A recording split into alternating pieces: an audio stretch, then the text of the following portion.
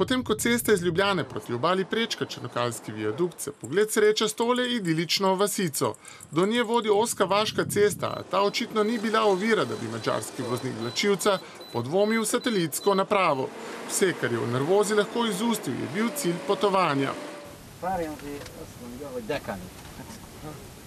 Dekani? Dekani, ja. Z roko pa je kazal na navigacijsko napravo, ki ga je tokrat očitno prenesla v krog. Na pomoč je prišla avtovleka iz Ljubljane. Čakamo tovornjak, pride in ga bova kar zapela in porinila naprej, ne? Čisto enostavno. Naprej je konc ceste. Ja, gor ga bova obrnila, ne? Bomo malo pomagali, ga obrnemo gor in bova naredila vse, da bo varno, ne? A tako zelo enostavno vendarle ni bilo. Zaradi ozke ceste, velikega naklona ter teže tovora, ki je z vozilom vred presegel 30 ton, so se reševalci kar namatrali.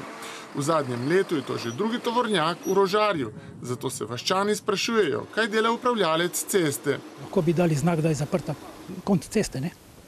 Tega pa ni, ali kako? Ne. Je samo do 5 ton. Policija je prišla, pogledala dokumente, ampak nimajo kaj oni. S tem nimajo nič, so rekli in so šli. Po dobrih 4 urah so tovornjak osvobodili, domačini pa so si tudi tokrat lahko oddahnili, da se je vse skupaj srečno izšlo.